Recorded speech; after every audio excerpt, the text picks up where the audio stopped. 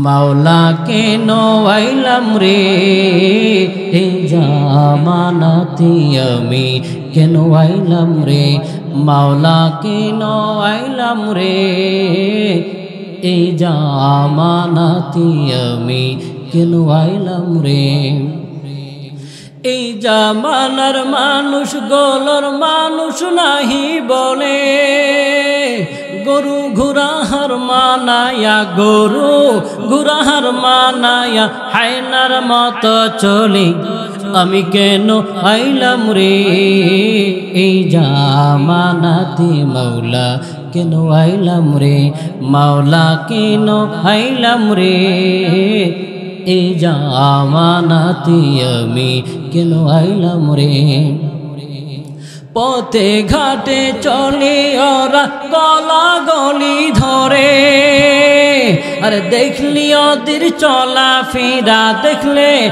ওদের চলা ফিরা মাথায় আমার ঘুরে আমি কেন আইলাম রে এই জামানাতে মাওলা কেন আইলাম রে মাওলা কেন আইলাম রে এই জামানাতে আমি কেন আইলাম রে এই সমাজটা খাইলো ওরা খাইলো ছিঁড়ে খাবলে এই সমাজটা খাইলো ওরা খাইলো ছিঁড়ে খাবলে মা বোনদেরকে দিল ওরা মা বোনদেরকে দিল ওরা ঘরের বাইরে ঢেলে আমি কেন আইলাম রে হে জামানাতে আমি কেন আইলাম রে মাওলা কেন আইলাম রে হে জামানাতে আমি কেন আইলাম রে আল্লাহ তাআলা বলে এই জন্যই বান্দা এই কোরআনটা আমি নাজিল করেছি বলে কেন নাজিল করলাম জানোনি সমাজটা রোগে আক্রান্ত হয়ে গেছে তোমার পারিবারিক জীবনটা রোগে আক্রান্ত হয়েছে তোমার ব্যক্তিগত জীবনটা রোগে আক্রান্ত হয়েছে তোমার রাষ্ট্রটা রোগে আক্রান্ত হয়েছে এই কোরআনটা এই জন্যই আমি আল্লাহ শেফা স্বরূপ দান করেছি আল্লাহ বলেন নুনাজ্জিলু মিনাল কুরআন মা হুয়া শিফা আমি আল্লাহ কোরআনটা নাজিল করেছি আরোগ্য দানকারী হিসেবে বলে কিসের আরোগ্য দানকারী গো আল্লাহ বলে বান্দা তুমি ব্যক্তিগত জীবনে রোগে আক্রান্ত এই কোরআনটা তোমার ব্যক্তিগত জীবনে প্রয়োগ করো আমি আল্লাহ তোমার ব্যক্তিগত জীবনের রোগ দূর করে দেব ও মালিক আক্রান্ত তো হয় রোগে দুইভাবে একটা হলো শারীরিকভাবে রোগে আক্রান্ত আর একটা হলো রুহানি আত্মিকভাবে রোগে আক্রান্ত আল্লাহ তোমার এই কিতাবটা কোন রোগের জন্য নাজিল করেছো গো আল্লাহ আল্লাহ ডাকে আর বলে মা হুয়া শিফা বান্দা এই কোরআনটা তোমার যে ধরনের রোগ হবে এই কোরআনটা তোমার সেই ধরনের রোগী দূর করে দিবে বলে বান্দা তোমার শারীরিক রোগ হয়েছে এই কোরআনটা ওষুধ হিসেবে কাজ করবে তুমি রুহানি রোগ আত্মিকভাবে রোগ আক্রান্ত হয়েছ এই কোরআনটা তোমার আত্মিক রোগের সমস্যার সমাধান দেবে বলে বান্দা তোমার নামাজ পড়তে ভালো লাগে না রোজা রাখতে ভালো লাগে না এ বান্দা তোমার ভালো কাজ করতে ভালোই লাগে না বলে তোমার সম্পদের অভাব তোমার সন্তানের অভাব তোমার অনেক কিছু চাওয়ার আছে আল্লাহ তাআলা বলে এই কোরআন থেকে তুমি সমাধান নাও আল্লাহ ডাকে আর বলে বান্দা তোমার সম্পদের দরকার তোমার বাড়ি গাড়ির দরকার সন্তানের দরকার ক্ষমতার দরকার আমি আল্লাহর কাছে তুমি চাইবা আল্লাহ আমি তোমার কাছে কেমনে চাবো এই কোরআন ডাকে আর বলে বান্দা শুনো ইয়া আইয়ুহাল্লাযীনা আমানুস্তাঈনু বিসসবরি ওয়াসসালাহ আল্লাহ ডাকে আর বলে বান্দা এই তুমি যদি আমার কাছে কিছু পাইতে চাও তুমি যদি আমার কাছে কিছু চাও তাহলে চাইবাটা কিভাবে শুনো গো আল্লাহ ডাকে আর বলে বান্দা তিনটা জিনিসের মাধ্যমে একটা হলো নামাজের মাধ্যমে আর একটা হলো ধৈর্যের মাধ্যমে তুমি যদি বিনয়ের সাথে আমার কাছে চাইতে পারো বান্দা আমি তোমাকে কখনো ফিরায় দেব না চিল্লায় বলেন সুবহানাল্লাহ এ আল্লাহ ডাকে আর বলে বান্দা মা হুয়া শিফা, এই কোরআনটা আমি আরোগ্য দানকারী হিসেবে আল্লাহ তাআলা বলে আরোগ্য দানকারী হিসেবে অবতীর্ণ করেছি, তোমাদেরকে উপহার দিয়েছি। বান্দা, তোমার ব্যক্তিগত জীবনের সমস্যা এই কোরআন প্রয়োগ করো। তোমার পারিবারিক জীবনের সমস্যা, সন্তান তোমার কথা শোনে না, স্ত্রী কথা শোনে না, মা বাবা সন্তানের কথা মানেই না, নামাজ পড়ে না, সন্তান বললে আরো ঘাওড়ামি করে। আল্লাহ ডাকে আর বলে, ও গোলাম, এই কোরআনটা আমি দান করেছি তোমার পরিবারের জন্যই, যেই পরিবারের মধ্যে সমস্যা, সন্তান কথা শোনে না, স্ত্রী কথা শোনে না, দেখা যায় সারাদিন কামাই করে টাকাটা নিয়ে ঘরে রাখলে সন্তান আবার বাম হাত ঢুকায় টাকাটা নিয়ে চলে যায়। বলে ওই সন্তান, ওই পরিবারকে যদি ঠিক করতে চাও তাহলে এই কোরআনের বিকল্প পৃথিবীতে কিছু নাই। চিল্লায় বলেন না সুবহানাল্লাহ। আল্লাহ এই কোরআনটার কিসের জন্য আরোগ্য দানকারী হিসেবে নাজিল করেছ? মালিক ডাকে আর বলে, বান্দা, এই কোরআনটা আমি তোমাদের জন্য শুধু পারিবারিক জীবনের জন্যই শুধু নাজিল করিনি। আল্লাহ কেন নাজিল করেছো? আল্লাহ ডাকে আর বলে, গোলাম, এই কোরআনটা তোমার সমাজের মধ্যে যদি কোনো সমস্যা থাকে তাহলে তোমার সমাজের সব বিষয়ের সমাধান দিবে। বলে সমাজের মধ্যে কি সমস্যা? বলে সমাজের মধ্যে দেখা যায়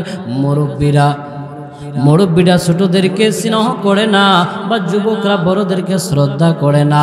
আল্লাহ ডাকে আর বলে, ও গোলাম, ও গোলাম, এই কোরআনটা তোমার সমাজের মধ্যে প্রয়োগ করো, দেখবা তোমার সমাজটা ঠিক হয়ে যাবে।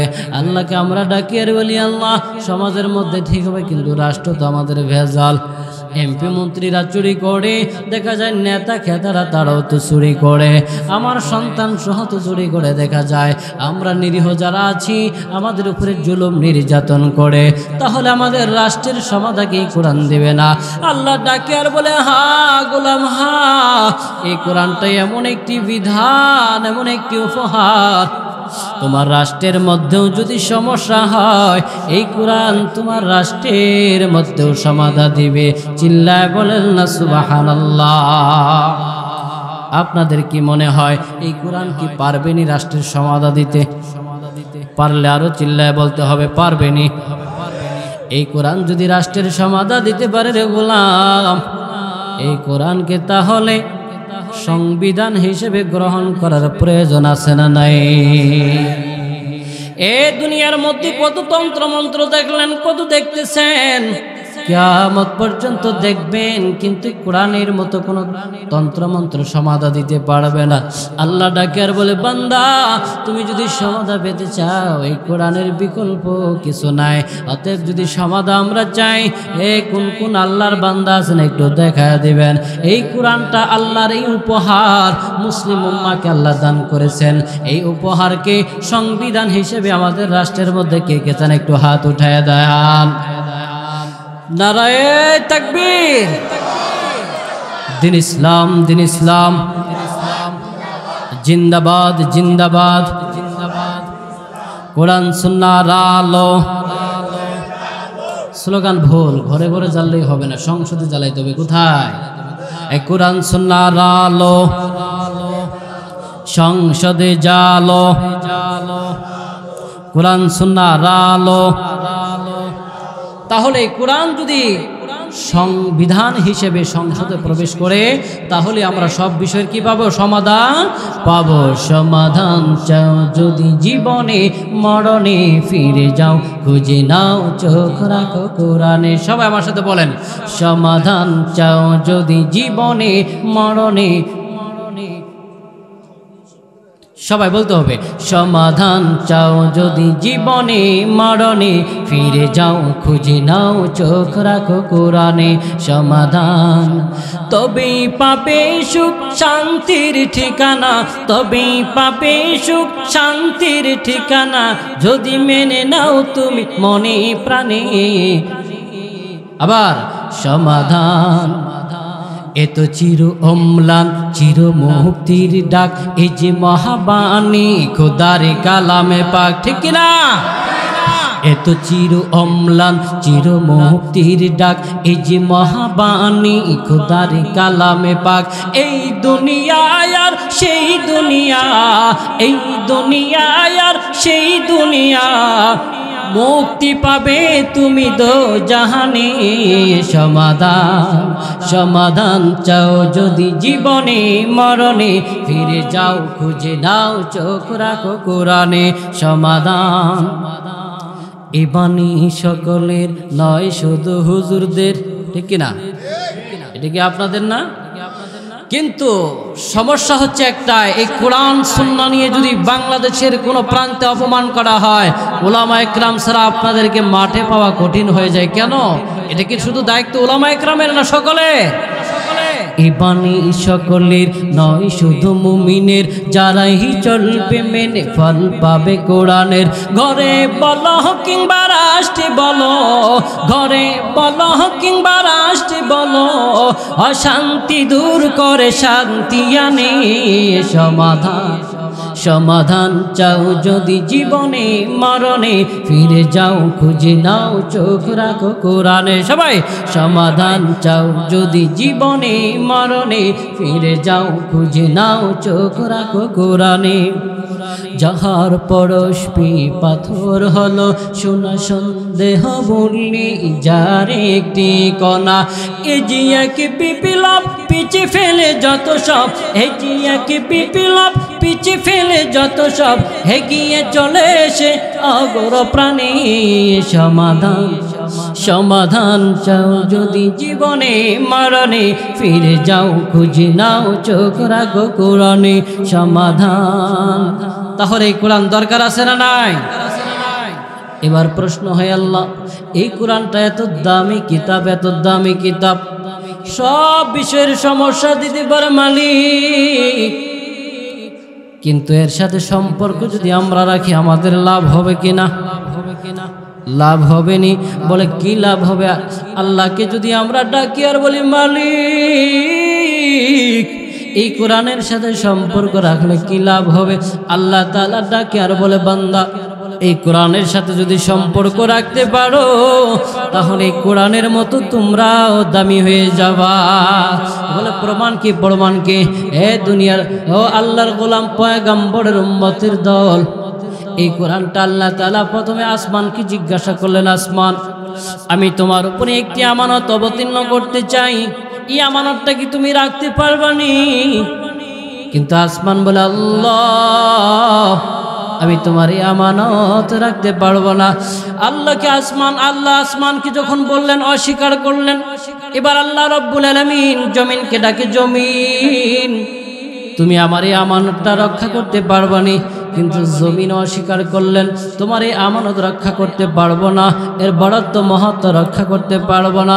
এবার পাহাড় আল্লাহর মাখলুককে জিজ্ঞাসা করলেন, এ পাহাড় আমি তোমার উপরে এই কোরআনটা অবতীর্ণ করতে চাই, তুমি কি আমার এই আমানতটা রক্ষা করতে পারবানি? কিন্তু পাহাড় অস্বীকার করলেন। এবার আল্লাহ তাআলা এই বনি আদমকে ডাকে আর বলে, বনি আদম আমি তোমাদের উপরে এই কোরআনটা অবতীর্ণ করতে চাই, তোমরা এই আমানতটা রক্ষা করতে পারবানি? এই কোরআনটা তোমরা নেবানি? বনি আদম জবাব দিলেন, আল্লাহ আমরা যদিও দুর্বল, আমাদেরকে দুর্বল করে সৃষ্টি করেছ। আল্লাহ নিজেই বলেন, খুলিকাল ইনসানু যায়ীফা। আল্লাহ তাআলা বলেন, বনি আদম আমি তোমাদেরকে দুর্বল করে সৃষ্টি করেছি। এই জন্য বনি আদম বলেন, আল্লাহ আসমান থেকে আমাদেরকে দুর্বল করে সৃষ্টি করেছেন, জমিন থেকে আমাদেরকে দুর্বল করে সৃষ্টি করেছেন, পাহাড় থেকে আমাদেরকে দুর্বল করে সৃষ্টি করেছেন, কিন্তু আপনার এই আমানত আমরা ফিরা দেব না। আল্লাহ আপনি আমাদের উপরে আমানতটা নাজিল করে দেন। আল্লাহ তাআলা এই আমানত বনি আদমের উপরে নাজিল করলেন।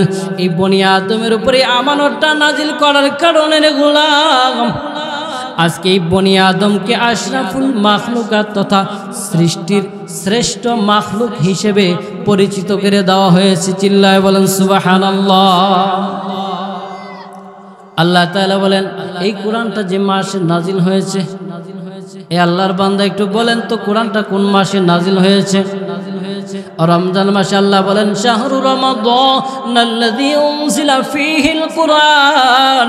আল্লাহ তাআলা এই কোরআনটা রমজান মাসে নাজিল করেছে। এই কোরআনটা রমজান মাসে নাজিল করার কারণে বলেন তো দেখি বাকি 11 মাসের তুলনায় রমজানের দাম বাড়ছে না কমছে? বলি কেমন বাড়ছে? ছোট্ট থেকে ছোট্ট একটা শিশু, সেও কিন্তু রমজান মাসের নামটা তার মুখস্থ আছে। বাকি 11 মাসের নাম আমরাও কিন্তু অনেকের মুখস্থ নাই, কিন্তু এই ছোট্ট একটা শিশু, সেও কিন্তু এই রমজান মাসের নাম কি আছে মুখস্থ। বলে কেন? এই কোরআনের মর্যাদার কারণে, কোরআনের সাথে সংস্পর্শে থাকার কারণে। এবার আসেন, এই কোরআনের সাথে সম্পর্ক রমজান মাস বাকি 11 মাসের তুলনায় দাম বেড়ে গেল। এ নবীর উম্মত, আল্লাহর গোলাম, এই কোরআনের সাথে সংস্পর্শে থাকার কারণে রমজানের দাম বাড়ল। কিন্তু রমজানের মধ্যে দশক হলো 3টা, প্রথম, দ্বিতীয়, তৃতীয়। বলেন তো দেখি প্রথম দ্বিতীয়র তুলনায় তৃতীয় দশকের দাম বেশি না কম? বলে কেন গো, কেন দাম এত বেশি ও মালিক? কেন গো তৃতীয় দশকের দাম বেশি? আল্লাহ তাআলা বলেন এই তৃতীয় দশকের মধ্যে আমি কোরআন নাজিল করেছি, এই জন্য তৃতীয় দশকের দাম বেশি। বলেন সুবহানাল্লাহ। বলে আল্লাহ তুমি এই কোরআনটা তৃতীয় দশকের কোন রজনীতে নাজিল করেছ? আল্লাহ ডাকে আর বলে গোলাম, আমি এই কোরআনটা নাজিল করেছি কদরের রাত্রিতে। ইন্না আনজালনাহু ফি লাইলাতিল কদর। আল্লাহ নিজেই বলেন আমি কদরের রাত্রিতে কোরআন নাজিল করেছি।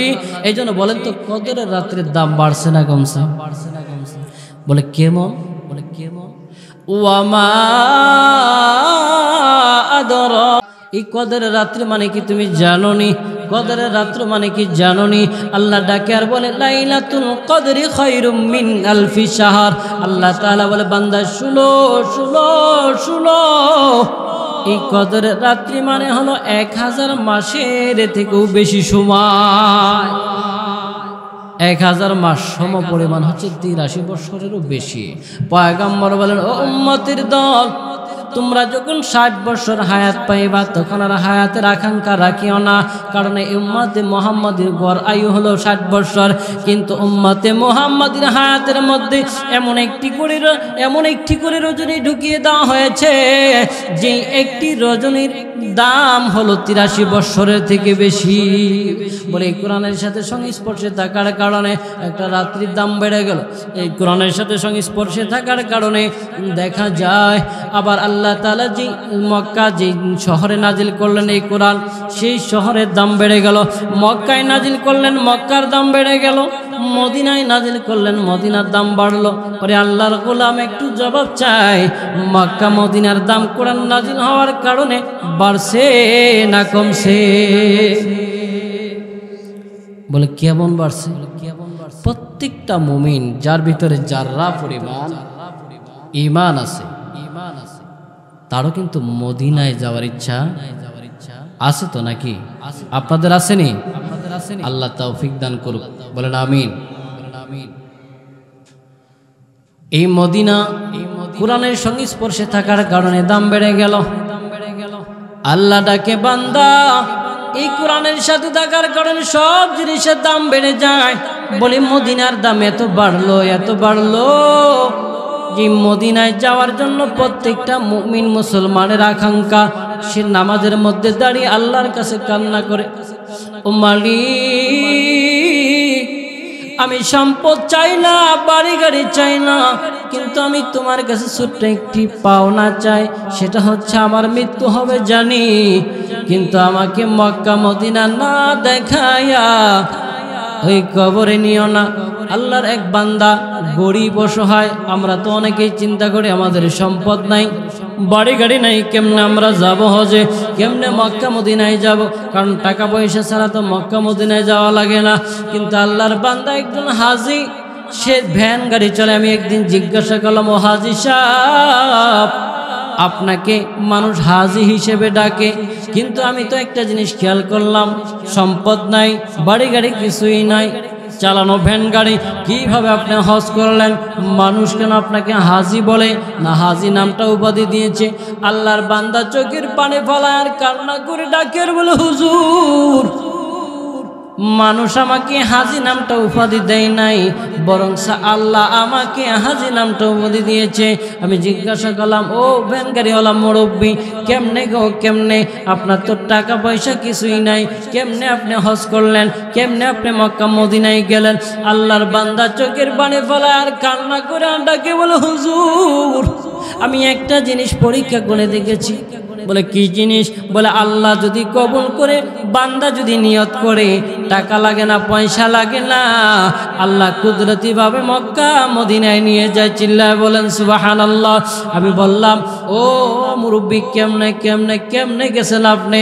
এবার আল্লাহর বান্দা চোখের পানি ফালায় আর কান্না করে, হুজুর সারাদিন ভ্যান গাড়ি চালাইতাম, কিন্তু গভীর রাত্রে আমি বিছানায় পিঠ লাগাইতাম না, আল্লাহর কাছে কান্না করতাম আর ডাকতাম, মালিক আমাকে মানুষ ভ্যান গাড়িওয়ালা বলে ডাকে, দুঃখ নাই, বাড়ি নাই গাড়ি নাই তাতেও দুঃখ নাই, কিন্তু আমাকে একটু মক্কা মদিনায় নাও। দীর্ঘদিন বছরের পর বছর কান্না করলাম।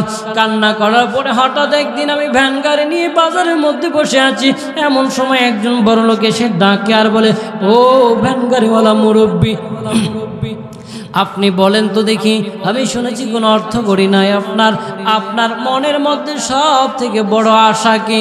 আল্লাহর বান্দা ডাকে আর বলে, ও বড় লোক ভাই, আশা থাকলে কি হবে?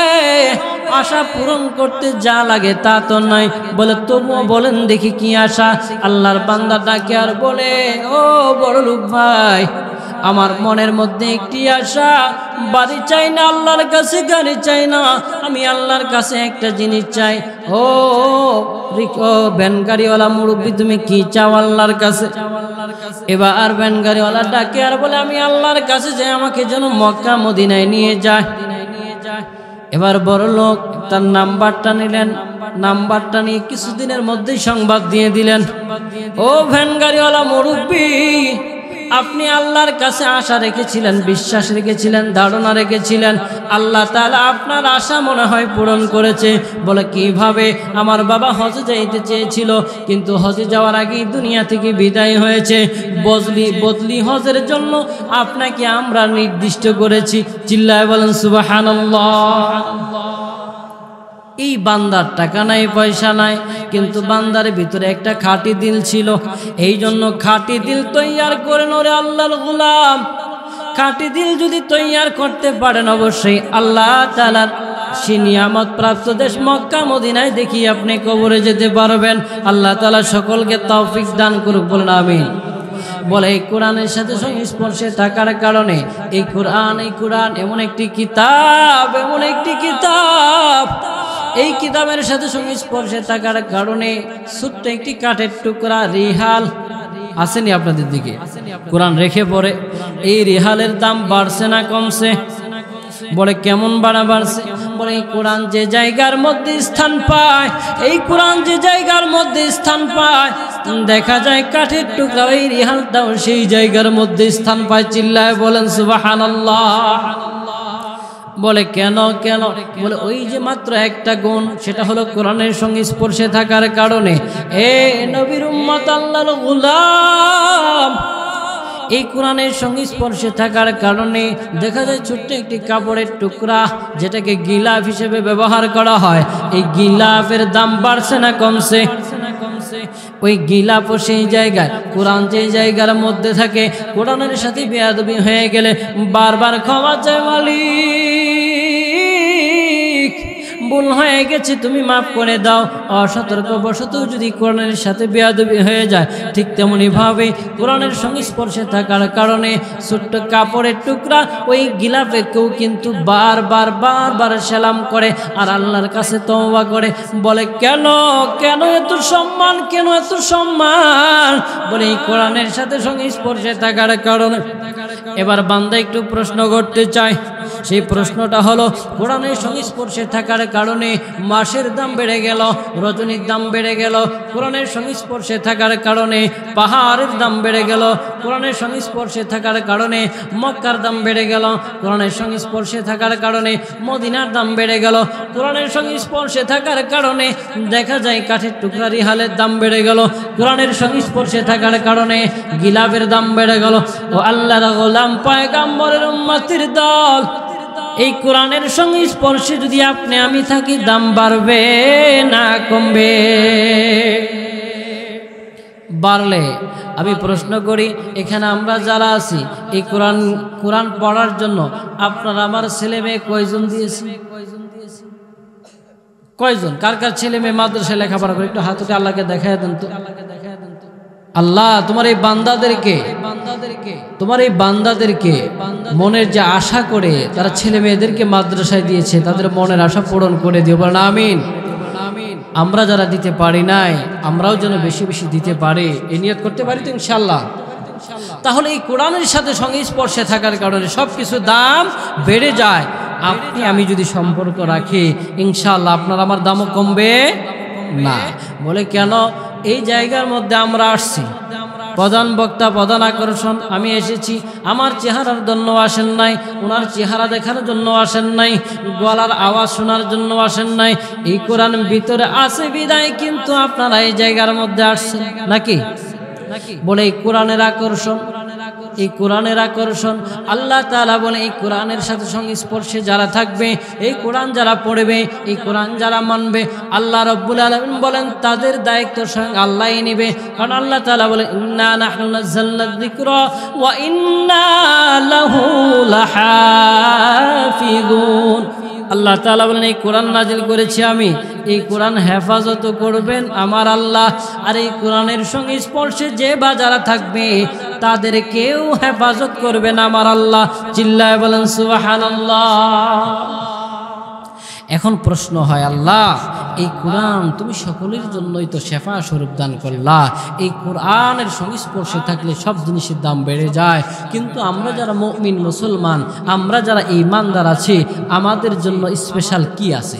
এই কোরআন যদি আমরা মানি, এই কোরআন যদি আমরা পড়ি, এই কোরআন যদি আমরা ধরি, আমাদের জন্য স্পেশাল কি আছে? এটা আমাদের আল্লাহর কাছে প্রশ্ন হয় না? আমাদের তো জানার ইচ্ছা আছে নাকি? জানবো আমরা এটা, যে এই কোরআন আমাদের জন্য স্পেশাল, আল্লাহ তাআলা কি রাখছে এই কোরআনে? আল্লাহ তাআলা বলেন এই কোরআন ওয়া রাহমাতুল লিল মুমিনিন। আল্লাহ তাআলা বলেন এই কোরআনটা মুমিনদের জন্য রহমত। কি? আওয়াজ করে বলতে হবে, কি? রহমত হিসেবে এই কোরআনটা আল্লাহ নাজিল করেছেন। বলে কি রহমত? পয়গম্বর বলেন মান কারা হারফাম মিন কিতাবিল্লাহ ফালাহু হাসানা ওয়াল হাসানাতু বিআশরি আমসালিহা। পয়গম্বর বলেন উম্মতের দল, আমার কোন উম্মত যদি এই কোরআন থেকে একটা অক্ষর তেলাওয়াত করে, একটা অক্ষর যদি তেলাওয়াত করে, তাহলে একটা অক্ষরের বিনিময় আমার আল্লাহ তাআলা তার আমলনামায় 10টি নেকি লিখে দেয়। সুবহানাল্লাহ বলে। তাহলে এই কোরআন পড়ার প্রয়োজন আছে না নাই? আবার আওয়াজ করে বলেন আছে না নাই? এই কোরআন আমাদের বাড়িতে রাখার প্রয়োজন আছে না নাই? সমাজের মধ্যে দেখা যায় কোরআন পড়ে না, ঘরে পড়ে থাকে, বুদ্ধি করে বুদ্ধিজীবীরা এই কোরআন নিয়ে মসজিদে দিয়ে দেয়, আছে না নাই? বলে কোরআন ঘরে থাকলে বদদুয়া দিবে, বলে নাউজুবিল্লাহ। আল্লাহ তাআলা আল্লাহর পয়গম্বরকে আমরা প্রশ্ন করি, ও পয়গম্বর, এই কোরআন একটা করে অক্ষর যদি পড়ি 10টা করে নেকি হবে, কিন্তু কোরআন তো আমি পড়তে পারি না, আসি না? না এরকম আল্লাহ তাআলা বলে কোরআন যদি পড়তে না পারো, আমরা কোরআন পড়তে পারি না, কোরআনের অর্থ জানি না, কোরআন যদি অর্থ না জেনে পড়ি আমাদের সব হবে কি না? পয়গম্বর বলেন না না, তুমি বান্দা যেভাবে পড়ো কোরআনটা তুমি সেভাবেই পড়ো, বুঝে পড়ো আর না বুঝে পড়ো, তোমার আমলনামার মধ্যে এক অক্ষরের বিনিময়ে 10টা নেকি। এবার পয়গম্বরকে আমরা প্রশ্ন করি, ও পয়গম্বর, কোরআন যদি পড়ি 10টা করে নেকি হবে, কিন্তু আমরা কোরআন তো পড়তে পারি না। পয়গম্বর বলেন ও উম্মতের দল, কোরআন যদি পড়তে নাও জানো গো, এই কোরআনটা যদি তুমি শুধু অন্তরটাকে নরম করে চোখের পানি ফেলে ফেলে আল্লাহর কাছে লজ্জিত হয়ে হয়ে একটু যদি আঙ্গুল ঘোরাও আর যদি মনোযোগ দিয়া দেখো, তারপরও তোমাকে আমার আল্লাহ নেকি দিয়ে দিবে। পয়গম্বর আল্লাহ তাআলা বলে, এ বান্দা, এই কোরআনটা আমি তোমাদের জন্য রহমত হিসেবে দান করেছি। বলে আল্লাহ কি রহমত? আল্লাহ তাআলা বলেন, ওয়া ইযা তুলিয়াত আলাইহিম আয়াতুহু যাদাতুহুম ঈমানা। চিল্লায় বলেন সুবহানাল্লাহ। আল্লাহ তাআলা বলেন, বান্দা, এই কোরআনটা আমি তোমাদের জন্য রহমত স্বরূপ দান করেছি। বলে কেমন রহমত? কেমন রহমত? কোন বান্দা যদি এই কোরআনটা তেলাওয়াত করে, কোন বান্দা যদি এই কোরআনটা তেলাওয়াত শ্রবণ করে, তাহলে ওই বান্দার আমলনামায় ওই বান্দার ঈমানটা আস্তে আস্তে বৃদ্ধি পেতে থাকে।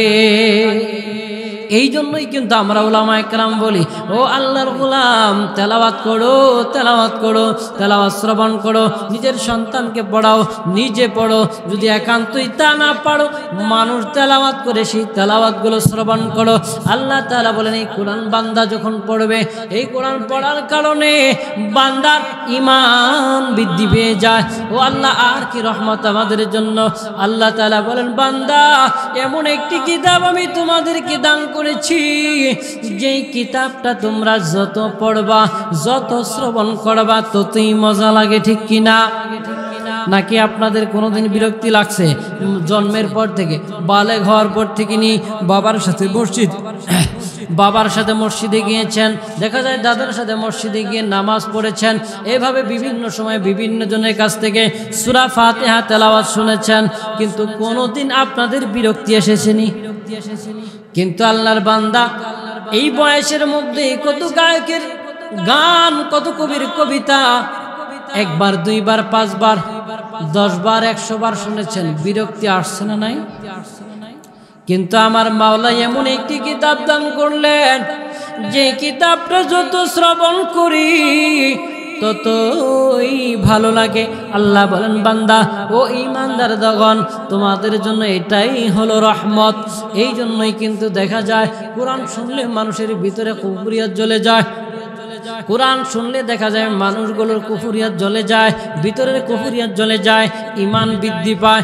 এই জন্যই যুগে যুগে যুগে যুগে যুগে যুগে দেখা যায় এই কোরআনের তেলাওয়াত, এই কোরআনের প্রতিষ্ঠানগুলো, কোরআনের যে আলোচনা হয় যে স্থানে, সেই স্থানের আলোচকগুলো এইভাবে বিভিন্ন সময় বাধা দিয়ে কোরআন থেকে মানুষকে দূরে রাখতে চেয়েছে। কারণ একটাই, সেই কারণটা হলো এই কোরআন শুনলে মানুষের ভিতরে কুফরিয়াত থাকে না।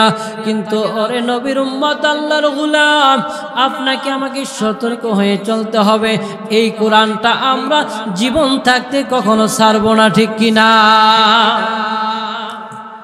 এই কোরআনের তেলাওয়াত শুনলেই মানুষ ঈমান তার বৃদ্ধি পেয়ে যায়, কাফেরদের ভিতরে কুফরিয়াত দূর হয়ে যায়, এবং দেখা যায় তারা এক সময় ইসলাম ধর্ম তথা ঈমান গ্রহণ করে নেয়। এই জন্যই বিভিন্ন সময় এই কোরআনকে প্রতিরোধ করার জন্য পয়গম্বরের জামানা থেকে নিয়েই তাদের চলছে এরকম বিভিন্ন ষড়যন্ত্র, আজও কিন্তু বন্ধ নেই। পয়গম্বরের একজন সাহাবী আব্দুল্লাহ ইবনে মাসউদ রাদিয়াল্লাহু তাআলা আনহু, নাম শুনছেন এই সাহাবীর?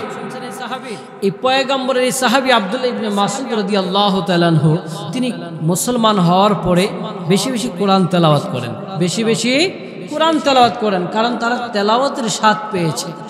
কিন্তু পয়গম্বরের সাহাবী যে তেলাওয়াত করেন, আবু জেহেল, উতবা, সাইবা এদের কারো সহ্য হয় না। কারণ আল্লাহ তাআলা বলেন, এই কোরআনটা আমি নাজিল করেছি ঈমানদার এবং মুসলমানদের জন্য রহমত হিসেবে, কিন্তু বেঈমানদের জন্য ক্ষতির কারণ হিসেবে। এই জন্য তারা একটু সহ্য করতে পারে না। তো পয়গম্বরের এই সাহাবী কোরআন তেলাওয়াত করে মক্কার অলিতে গলিতে ঘুরে ঘুরে তারা সহ্য করতে পারে না। পয়গম্বরের এই সাহাবী এক পর্যায়ে তারা পয়গম্বরের সাহাবীকে বিভিন্নভাবে আঘাত করতে শুরু করলেন। তো এক পর্যায়ে পয়গম্বর আল্লাহ তাআলার প্রদত্ত হুকুমে তাদেরকে আদেশ দিলেন, তোমরা বাদশা নাজ্জাশীর দেশ হাবশায় হিজরত করতে পারো। এই পয়গম্বরের সাহাবায়ে কেরাম বাদশা নাজ্জাশীর দেশ হাবশায় হিজরত করলেন। 14 থেকে 15 জনের একটি কাফেলা এই কাফেলা গিয়ে তখন হাফসার মধ্যে ইসলামের এই দাওয়াতগুলো দিতেছে, কিন্তু কাফেররা কোথাও মুসলমান নিরিবিলি শান্তশিষ্টভাবে বসে থাকে এটা তারা চায় না। যেখানে এই মুসলমান আছে সেই জায়গার মধ্যেই তাদের ষড়যন্ত্রের বীজ রোপণ করে দেয়। এই জন্যই তো দেখা যায় পৃথিবীর প্রান্তে প্রান্তে মুসলমানরা তাদের ষড়যন্ত্র বুঝতে না পারার কারণে ওই তাদের ষড়যন্ত্রের মধ্যে পতিত হয়ে বিভিন্নভাবে সমস্যার সম্মুখীন হয়ে আসে। এখন কি করা যায়? মক্কার মধ্যে আমরা ইসলাম ধর্ম বাধা দিলাম, তারা যেন ইসলামের কাজ করতে না পারে, কিন্তু এই ইসলামের কাজ এখন হাফসার মধ্যে গিয়ে বসে বসে মুসলমানরা শান্তিতে করবে, এটা তো হতেই পারে না। তো কি করা যায়?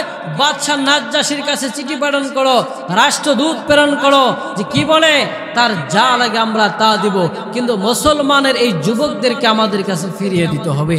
রাষ্ট্রদূত গেলেন, তাদের কাছে গিয়ে যেভাবে বুঝানোর দরকার সেভাবে বুঝাইলেন যে আপনারা আমাদের এই দেশের যুবকগুলোকে ফিরিয়ে দেন, কারণ তারা আমাদের দেশ থেকে পালিয়ে এসেছে, তাদের পূর্বপুরুষরা তাদের মুরব্বীরা আমাদেরকে প্রেরণ করেছে এখানে, যাতে তাদেরকে আমাদের হাতে হস্তান্তর করেন। কিন্তু বাদশাহ নাজ্জাশী অত্যন্ত সচেতন একজন লোক থাকার কারণে তিনি বললেন যে না, আমি এক পক্ষ শুনে কখনো সিদ্ধান্ত দিতে পারি না। মুসলমানদের ওই যুবকদের হালত আমি দেখব, কেন তারা এভাবে পালিয়ে আসলো, মক্কা থেকে কেন পালিয়ে এসে আমার দেশের মধ্যে আশ্রয় গ্রহণ করলো। এই জন্য এই পয়গম্বরের সাহাবী ফজল ইবনে আব্বাস রাদিয়াল্লাহু তাআলা আনহুকে ডাকলেন, ও ফজল, আসো দেখি তোমরা কেন মক্কা থেকে হিজরত করে আসলা। পয়গম্বরের সাহাবী ফজল ইবনে আব্বাস রাদিয়াল্লাহু তাআলা আনহুকে বাদশা নাজ্জাশী ডাকার পর বাদশা নাজ্জাশীর কাছে ডেকে আনার পর বাদশা নাজ্জাশীকে ডাকে, ও বাদশা মহোদয়, আমি আপনার সামনে উপস্থিত হয়েছি, কেন ডাকলেন কেন? বাদশা নাজ্জাশী ডাকে আর বলে, ও মুসলমান যুবকের দল, কেন তোমরা মক্কা থেকে হিজরত করে আমার দেশ হাবশায় চলে আসলা? বাদশা নাজ্জাশীর সামনে পয়গম্বরের সাহাবী ফজল ইবনে আব্বাস রাদিয়াল্লাহু তাআলা জবাব দেয়, ও বাদশা মহোদয়, এই জন্য আমরা চলে এসেছি, আমাদের বংশের একজন লোক, আমাদের বংশের একজন যুবক যার নাম মুহাম্মদ, পিতার নাম আব্দুল্লাহ, দাদার নাম আব্দুল মুত্তালিব, তার কাছে একটি ধর্মের আবির্ভাব হয়েছে, যেই ধর্মের নাম ইসলাম, ধর্মগ্রন্থের নাম পবিত্র আল কোরআন। এই পবিত্র আল কোরআনের মধ্যে সম্পর্ক স্থাপন, আত্মীয়তার সম্পর্ক বজায় রাখার জন্য বলা হয়েছে, মৃত প্রাণী খাওয়া হারাম নিষেধ করা হয়েছে, মানুষের অপবাদ, মানুষকে অপরাধ, মানুষের সাথে জুলুম নির্যাতন করতে নিষেধ করেছেন।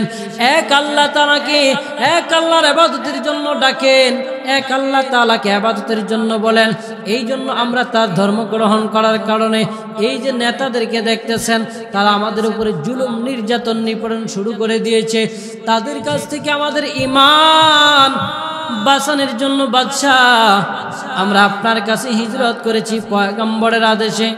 এবার পয়গম্বরের সাহাবীকে ডাকে আর বলে, ফজল, তোমাদের যে ধর্মগ্রন্থ আল্লাহ দান করেছে সেই ধর্মগ্রন্থ থেকে একটু তেলাওয়াত করো। পয়গম্বরের সাহাবী তেলাওয়াত শুরু করলেন। পয়গম্বরের সাহাবী তেলাওয়াত করতেছেন, কিন্তু বাদশা নাজ্জাশীর ভিতরে কুফরিয়াতগুলো জ্বলে পড়ে সারকার হয়ে যায়, কারণ আল্লাহ তাআলা বলেছেন, ওয়াইযা তুলিয়াত আলাইহিম আয়াতুহু যাদাতুহুম ঈমানা। মানুষের ভিতরের ঈমান বৃদ্ধি পায়, কুফরিয়াতগুলো জ্বলে পড়ে ছারকার হয়ে যায়। পয়গম্বরের সাহাবীর তেলাওয়াত শুনে আর বাদশা নাজ্জাশী চোখের পানি ফেলে ফেলে বুক ভাসায়। হঠাৎ করে পয়গম্বরের সাহাবী তেলাওয়াত বন্ধ করে বাদশা নাজ্জাশী ডাকে আর বলে, ও মুসলমান যুবক, তেলাওয়াত বন্ধ করিও না, তেলাওয়াত বন্ধ করিও না, কারণ এটা দুনিয়ার কোনো মাখলুকের কথা হতে পারে না, দুনিয়ার কোনো মাখলুকের মন্ত্র হতে পারে না। অতএব তুমি তেলাওয়াত চালাও, তেলাওয়াত চালাও, তেলাওয়াত চালায়া দাও। পয়গম্বরের এই সাহাবীর তেলাওয়াত শুনিয়া বাদশা নাজ্জাশী পরবর্তীতে মুসলমান হয়ে গেলেন। কিন্তু ওই যে মক্কা থেকে কাফেরদের রাষ্ট্রদূত গেলেন, তাদেরকে ফেরত পাঠিয়ে দিলেন, মাথা গরম, সেই জায়গার মধ্যে গিয়ে কাজ করতে পারলেন না। এবার মক্কা এসে পরামর্শের মধ্যে বসলেন, কি করা যায়, কি করা যায়। বাদশা নাজ্জাশী তো ফেরত দিল না। এবার তারা মিটিংয়ের মধ্যে বসে গেলেন। মিটিংয়ের মধ্যে সিদ্ধান্ত, কিভাবে বাধা দেওয়া যায়, মুসলমানদেরকে তো আটকানো যাইতেছে না। বলে মুসলমানদের আটকানো যাবে না, এবার তো আবার মুহাম্মদের সুবর্ণ সুযোগ।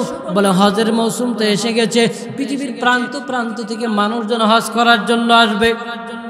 আর পয়গম্বর মুহাম্মদের কথা তারা বলে যে তারা তো মুহাম্মদ তো তাদের কাছে গিয়ে গিয়ে গিয়ে গিয়ে দেখা যায় দাওয়াত দিবে আর তারাও তো দাওয়াত গ্রহণ করবে। কারণ মুহাম্মদের কথা যে শুনে সেই মুহাম্মদের জন্য পাগল হয়ে যায়। তাহলে এই মুহাম্মদ কি যদি এখন তাদের কাছে যাওয়ার সুযোগ করে দেওয়া যায় তাহলে তো সর্বনাশ হয়ে যাবে। তো কি করব? বলে মুহাম্মদ একজন পাগল, এই পাগলের কথা বলে বলে লোকজনকে তার থেকে দূরে রাখবে। কিন্তু ওয়ালিদ ইবনে মুগিরা কাফেরদের একজন লিডার ছিল, সে বলে না, মুহাম্মদকে পাগল বলা যাবে না। বলে কেন? বলে কত দুনিয়ার মধ্যে পাগল দেখলাম কিন্তু মুহাম্মদের সাথে কোনো পাগলের মিল নাই। কেউ ডাকে মুহাম্মদ একজন গণক, বলে না, মুহাম্মদকে গণকও বলা যাবে না। কেন? কত গণক দেখলাম। মুহাম্মদ বলে মুহাম্মদ একজন কবি, বলে না, মুহাম্মদ কবিও না, মুহাম্মদের সাথে কোনো কবির মিল নাই। যাই হোক, শেষ পর্যন্ত একটা সিদ্ধান্ত উপনীত হলো, লোকজনকে বুঝতে দিতে হবে। বলে কি বলে বুঝ দেব? বলে পাগল। পাগল বলে তোমরা লোকদেরকে বুঝাইবা যাতে লোকজন তার কাছে না যায়। এবার তারা সিদ্ধান্তে যেই কথা সেই কাজ। মক্কার অলিতে গলিতে দাঁড়িয়ে দাঁড়িয়ে দাঁড়িয়ে দাঁড়িয়ে তারা তাদের কাজ করতে থাকলেন। বিভিন্ন প্রান্ত থেকে লোকজন হজের জন্য আসে, তাদের কানের কাছে গিয়ে গিয়ে বলে খবরদার, মুহাম্মদ নামের একজন পাগল আছে, তার কাছে যাবা না। বলে কোন মুহাম্মদ? বলে যে মুহাম্মদকে তোমরা আল আমিন উপাধি দিয়েছিলা সেই মুহাম্মদ নাকি? বলে হ্যাঁ, সেই মুহাম্মদ। বলে তাহলে তো দেখা দরকার সেই মুহাম্মদকে, কারণ এত তাড়াতাড়ি ভালো লোকটাকে, যেই লোকটাকে আল আমিন উপাধি দেওয়া হলো, সেই লোকটা পাগল হয়ে গেল, তাহলে তো তার কাছে যাওয়া দরকার। এইভাবে সকলেই যার যার কানে কানে কান পরা দিয়েছে যে মুহাম্মদ পাগল। সকলেই প্রতিজ্ঞাবদ্ধ হয়েছে যে মুহাম্মদ যেহেতু পাগল, অতএব মুহাম্মদকে একটু দেখতে হবে, এটা কোন পাগল। এত তাড়াতাড়ি ভালো মানুষটা পাগল হয়ে গেল, একটু যাওয়া দরকার। আপনাদের সমাজের মধ্যে আছে কিনা, হঠাৎ করে একটা ভালো মানুষ যদি খারাপ হয়ে যায়, অসুস্থ হয়ে যায়, তার জন্য কিন্তু সমাজের লোকগুলো অস্থির হয়ে যায়, ঠিক কিনা? ঠিক তেমনি ভাবে মুহাম্মদ যে পাগল হয়ে গেল, যাকে আল আমিন উপাধি দিয়ে দিল, ওই লোকটা হঠাৎ করে পাগল হয়ে গেল। এখন এই লোকগুলো ব্যস্ত হয়ে গেল যে হজ করি আর না করে, কিন্তু মুহাম্মদকে না দেখে কিন্তু আমরা যাব না। এক পর্যায়ে মুহাম্মদকে দেখার জন্য সবাই চলে গেল। দূর থেকে দেখে এত সুন্দর চেহারা, যে চেহারা দেখলে এক সপ্তাহের ক্ষুধা নিবারণ হয়ে যায়। মাসের পর মাস অনাহারে থাকলেও পয়গম্বরের চেহারা দেখলে ক্ষুধা নিবারণ হয়ে যায়। এই লোকটা তো পাগল হতে পারে না। আরেকটু কাছে যায়, গিয়ে দেখি গুনগুন করে কি যেন পড়ে। কিছুক্ষণ মনোযোগ দিয়ে শোনার পরে দেখে এইটা তো এমন একটি কিতাব, এমন কিছু কথা, এমন একটি গ্রন্থ পড়তেছে যেটা দুনিয়ার কোনো মানুষের না। ওই হাজিগুলিও তাৎক্ষণিকভাবে পয়গম্বরের কাছে কালেমা পড়ে মুসলমান হয়ে গেলেন। সুবহানাল্লাহ। সব জায়গার মধ্যে যখন চক্রান্ত ব্যর্থ, এবার তাদের চিন্তা পড়ে গেলেন, কি করা যায়, কি করা যায়। মুহাম্মদ তো দেখা যায় লোকগুলোরে পাগল বানাই ফেলতেছে। মুহাম্মদ মন্ত্র পড়ে বিভিন্নভাবে তারা এখন অস্থির হয়ে গেল। কি করবে মুহাম্মদ থেকে লোকগুলো কিভাবে ফিরিয়ে রাখবে? পয়গম্বরের সাহাবা একরাম তারা অস্থির। মক্কার মধ্যে তো আর বসবাস করা যায় না। পয়গম্বর দোয়ার মধ্যে বসে গেলেন, ও আল্লাহ, তুমি হয়তো আবু লাহাব, হয়তো উমরকে আমাদের ইসলামের ছায়াতলে আশ্রয় দিয়ে ইসলামের পতাকাকে শক্তিশালী করে দাও। পয়গম্বর দোয়া করতেছেন, এই দিক দিয়ে কাফেররাও কিন্তু মিটিং এর মধ্যে বসে আছেন, পরামর্শশালায় বসে আছেন। কি করা যায়? এক পর্যায়ে বলে আর কাউকে বোঝাবুঝি হবে না, কোনোভাবেই মানুষকে বোঝানো হবে না। এবার একটাই টার্গেট, মুহাম্মদকে হত্যা করতে হবে। বলে কিভাবে হত্যা করব? বলে মুহাম্মদের কল্লা জানতে পারবে তাকে 100 দিনার দেওয়া হবে, 100 দিরহাম দেওয়া হবে, 100 উট দেওয়া হবে। কিন্তু কেউ দাঁড়ায় না মুহাম্মদের মাথা আনার জন্য। পয়গম্বরের মাথা কে আনবে? কেউ দাঁড়ায় না। হঠাৎ করে একজন যুবক দাঁড়িয়ে গেল, আবু জেহেল, উতবা, শাইবা, তোমরা যদি আমার এই অর্থের নিশ্চয়তা দিতে পারো, 100 উট, 100 দুম্বা, 100 দিনার, তাহলে আমি আছি মুহাম্মদের কল্যাণ আনবো। সেই যুবকটার নাম হলো উমর।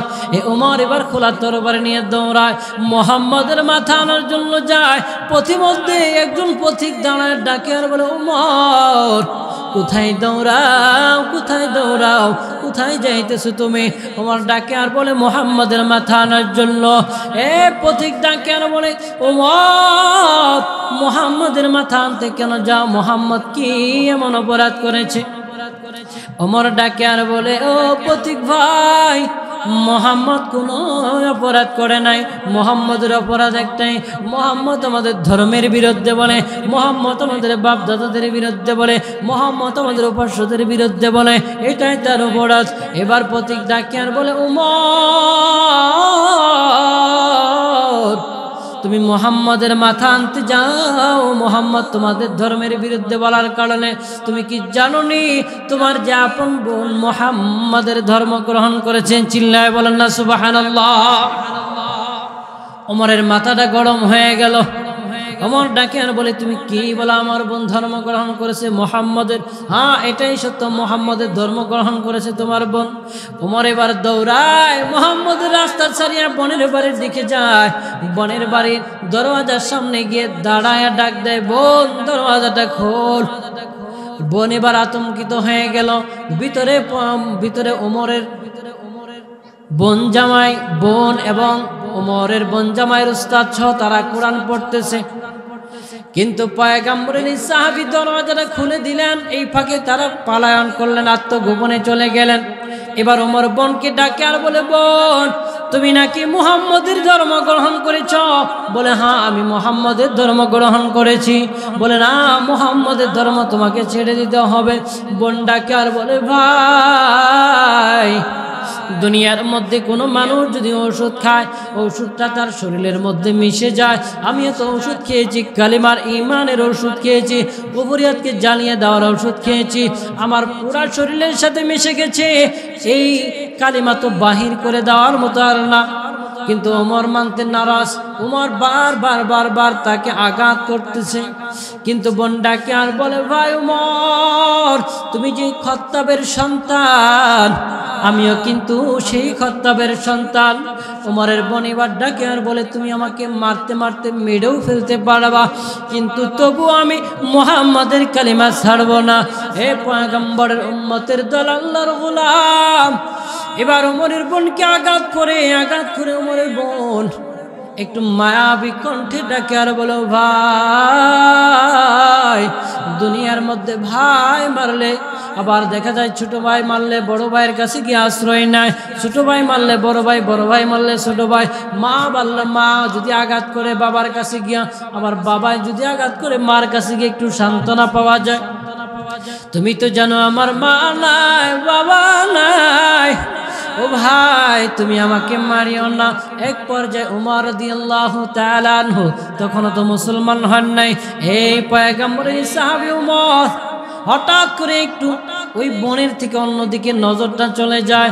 নজর চলে যাওয়ার সাথেই কোরআনের দিকে নজর পড়ে। এবার বোনকে ডাকে আর বলে, বোন ওই যে কি যেন দেখা যায় কালো কালো লেখাগুলো, একটু দাও তো ধরি। বলে, হ্যাঁ এটা তুমি তখনই ধরতে পারবা যখন তুমি পবিত্রতা অর্জন করতে পারবা। বলে, পবিত্রতা অর্জন করবো কিভাবে? বলে, ওযু গোসল করে আসো, পরে তুমি কোরআনটা ধরবা। পয়গম্বরের সাহাবী উমর এবার বোনকে আঘাত করা ছেড়ে দিয়ে গোসল করে পবিত্রতা অর্জন করে। পয়গম্বরের সাহাবী উমর এই কোরআনটা হাতে নিয়ে তেলাওয়াত শুরু করলেন। তাহা মা আনজালনা আলাইকাল কুরআনা লিতাশকা। পয়গম্বরের সাহাবী উমরের ভিতরে কুফরিয়াতগুলো জ্বলে বলে ছারকার হয়ে গেল, ভিতরে ঈমানের নূর জ্বলতে শুরু করলো। এবার উমর ডাকে আর বলে, বোন এইটা তো দুনিয়ার কোনো মানুষের কিতাব না, দুনিয়ার কোনো মানুষের বানানো কোনো কথা না। বুঝতে পেরেছি দুনিয়ার মাখলুককে সৃষ্টি করেছেন যিনি, দুনিয়াকে সৃষ্টি করেছেন যিনি, তিনারে তো এই কথাটা নিয়ে চলো। আগে কেন বলো নাই? এত সুন্দর কথা তো দুনিয়ার কারো হতে পারে না। মুহাম্মদকে আমরা পাগল বলেছি, মুহাম্মদ তো পাগল না। এবার আল্লাহর বান্দা মুহাম্মদের কাছে দৌড়ায়, পয়গম্বরের কাছে গিয়ে ডাকে আর বলে, পয়গম্বর আমরা তো এসেছিলাম আপনার কল্যাণ নেওয়ার জন্য, কিন্তু এই যে তরবারি নেন, আমি তরবারি দিলাম, আমার কল্যাণ আপনি নেন। কিন্তু কথা হচ্ছে পয়গম্বর আমার মাথা নেওয়ার আগে আমাকে কালিমা পড়ায়া মুসলমান বানায়া দেয়। এই কোরআনের তেলাওয়াত শুনে শুনে বিভিন্ন সময় কাফেররা মুসলমান হয়েছে, এখনো হইতেছে, কিয়ামত পর্যন্ত হবে। এরে আল্লাহর গোলাম পয়গম্বরের উম্মতের দল, বলেন তো দেখি এই কোরআনের তেলাওয়াত আপনার আমার করার প্রয়োজন আছে না নাই? আপনার আমার সন্তানের করার প্রয়োজন আছে না নাই? বাড়িতে মহিলা মা বোনদের প্রয়োজন নাই নাকি আছে? এই জন্য এই কোরআন ঘরে ঘরে থাকবে কার কার? দুইটা হাত উঠায় দেখা দেন। আল্লাহ তোমার বান্দারা হাত উঠায় দেখা দিল গো আল্লাহ, তোমার এই কালাম তারা তোমার বান্দাদের ঘরে ঘরে রাখবে। আল্লাহ তুমি সকলকে তৌফিক দান করুন, বলেন আমিন। আল্লাহ রাব্বুল আলামিন আপনাকে আমাকে তথা পৃথিবীর প্রত্যেকটি মুসলিম উম্মাকে কোরআনের দিক নির্দেশনা, সুন্নাহর দিক নির্দেশনা অনুযায়ী জীবন যাপন, পারিবারিক, সামাজিক, রাষ্ট্রীয় ব্যবস্থাপনা করার তৌফিক দান করুক। সকলে বলেন আমিন। দোয়া চাই, আমরাও দোয়া করি আল্লাহ তাআলা যেন আমাদের রাস্তাঘাট চলাচল এবং বিভিন্ন সময়ের বিপদ আপদ থেকে আল্লাহ তাআলা যেন হেফাজত করে। সকলে বলেন আমিন। আসসালামু আলাইকুম ওয়া রাহমাতুল্লাহ।